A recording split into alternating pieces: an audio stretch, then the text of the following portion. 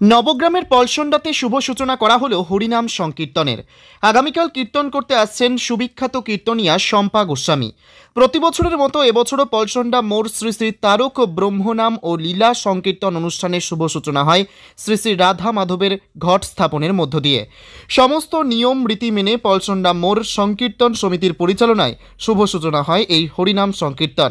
এদিন সকাল থেকে পলসন্ডার মানুষজন মিলে পায়ে হেঁটে পুকুর থেকে জল নিয়ে আসে। তারপর শ্রী শ্রী রাধা মাধবের ঘট স্থাপন করা হয়। এই হরিনাম সংকীর্তন 3 দিন ব্যাপী থাকবে বলে জানান কীর্তন কমিটিরা। প্রতি বছরের মতো আজকেও এই কীর্তন গানে মেতে উঠেছে পলসন্ডার ছেলে মেয়ে থেকে শুরু করে গ্রামের বাচ্চা থেকে বয়স্ক মানুষজন। আমাদের অনুষ্ঠান এখানে প্রতি বছরের মতো হরিনাম সংকীর্তন মহানাম যজ্ঞের আয়োজন করা হয় পলসন্ডা কমিটির পরিচালনায়।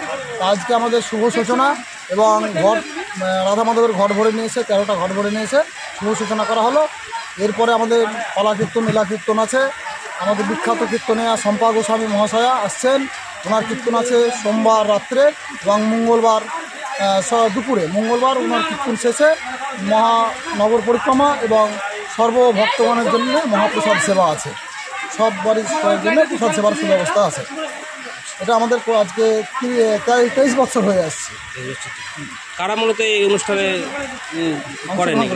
এখানে অংশগ্রহণ করেন বিশেষত আমাদের মাথার উপরে আছেন পূর্ণদেব মণ্ডল মহাশয়, ওনারই তত্ত্বাবধানে, এবং আমাদের এই পলসন্ডা মোড়ের আরও কমিটিবৃন্দ আছেন, ওনারই তত্ত্বাবধানে আমরা সবাই মিলে এটা অনুষ্ঠান করে থাকি।